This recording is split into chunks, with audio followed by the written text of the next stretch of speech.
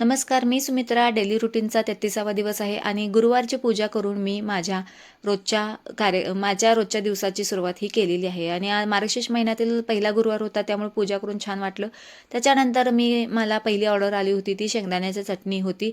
आधी मी शेंगदाण्याच्या पोळीची ऑर्डर पूर्ण करून दिलेली आहे. त्याच्यानंतर ही पहिली ऑर्डर होती ती शेंगदाण्याच्या चटणीचं, आणि ते ऑर्डर मी आज पूर्ण करत आहे.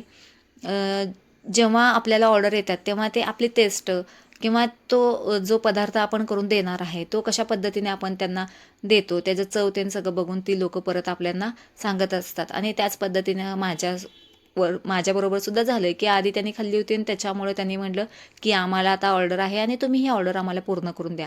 म्हणून मी हे शेंगदाण्याचं चटणीचं जे ऑर्डर होतं ते मी करत आहे. आणि तुम्हाला जरी शेंगदाण्याची पोळी शेंगदाण्याचं चटणी हवे असतील तरी तुम्ही माझ्या कमेंट सेक्शनमध्ये तुम्ही सांगू शकताय. मी प्रॉपर इचलकरंजी येथे राहते आणि त्या हेतूने तुम्ही मला जर मेसेज केला तर मला कळून जाईल की तुम्हाला काय रेट ते हवे असेल तर तिथं तुम्हाला कमेंट सेक्शनला तुम्ही विचारल्यानंतर तुम्हाला सांगितले जातील. आणि माझ्या या यूट्यूब चॅनलला तुम्ही असंच सबस्क्राईब आणि लाईक करत जावा. आणि माझ्या ह्या रोज वेगवेगळे जे रेसिपी मी करत असते ते तुमच्याशी मी शेअर करीन. धन्यवाद. आणि त्याच्यानंतर मी काय केलेलं आहे की एका ठिकाणी शेंगदाण्याची चटणी करून झाली आणि त्याच्यानंतर मला बर्फी करायची होती, म्हणून नारळाची बर्फी. त्याच्यासाठी मी अर्धा लिटर दूध घेतला आणि ते पूर्ण दुधामध्येच केलं होतं. त्याच्यामध्ये पाणी थोडंसुद्धा मी वापरलेलं नाही आहे. पाणी वापरल्यानंतर इतकं ते खास वाटत नाही, पण तुम्ही फक्त दुधात केल्यानंतर इतकं छान बर्फी तयार होते त्याची. आता तुम्ही पुढे पाहू शकताय. आणि एका साईडला मी रव्याची खीरसुद्धा करत होते नैवेद्यासाठी. तीसुद्धा मी दुधातून करून घेतलेली आहे रव्याची खीर. आणि जेव्हा मी बर्फी करत होते खोबऱ्याची, तेव्हा जेवढं मी दूध अर्धा लिटरपेक्षा थोडं जास्त घेतलं होतं आणि त्याच्यामध्ये एक वाटीचं खोबरं होतं, म्हणजे एका लहान नारळ होतं त्याचं मी एक वाटीभर खोबरं जेवढं निघालं होतं तेवढं सगळं त्याच्यामध्ये घातलेलं आहे. आणि जर साखरेचं प्रमाण तुम्ही विचारलं तर तुमच्या आवडीनुसार तुम्ही कमी गोड किंवा जास्त गोड हे करू शकताय. मला जास्त गोड नको होतं म्हणून मी प्रमाणानं एक वाटी, जे खोबऱ्याचं वाटी होतं त्याच खोबऱ्याच्या वाटीनंच मी इथं एका वाटीचं साखरेचं प्रमाण हे वापरलेलं आहे.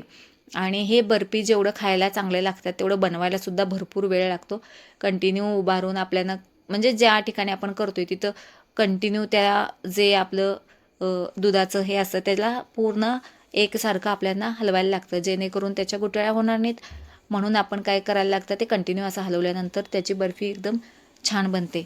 आणि मार्गशीर्ष महिन्यातील पहिला गुरुवार, पहिली शेंगदाण्याच्या चटणीची ऑर्डर, खूप छान दिवस होता. सगळे कामं माझी भरभर जेणेकरून आवरून मी पुढचं सगळं करत असते.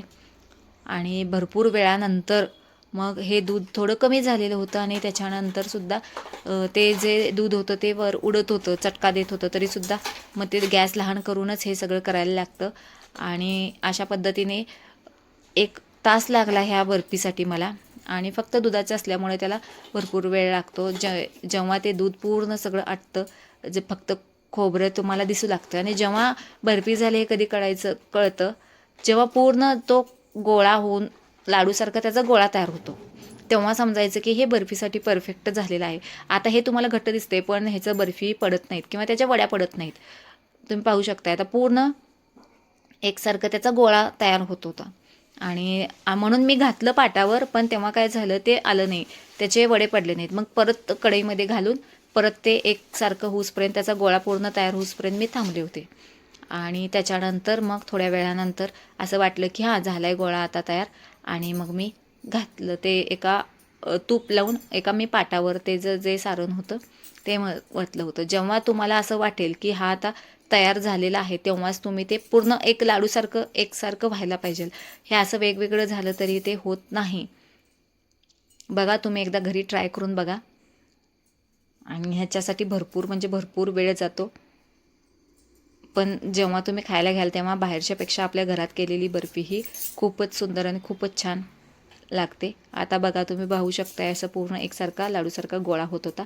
आणि ह्याच्यानंतर मी काय केलेलं आहे की ते पाटावर घालून त्याचे गरम असतानाच वडे पाडून घेतलेले, त्यानंतर मी ते काढलेलं आहे. आणि तुम्हाला ही बर्फी माझी कशी वाटली ते तुम्ही कमेंट सेक्शनमध्ये सांगा. माझ्या या प्रत्येक व्हिडिओना लाईक, सबस्क्राईब करा. काहीतरी बोलताना चूक झाली असेल तर माफ करा आणि असेच सपोर्ट करत राहा. थँक्यू.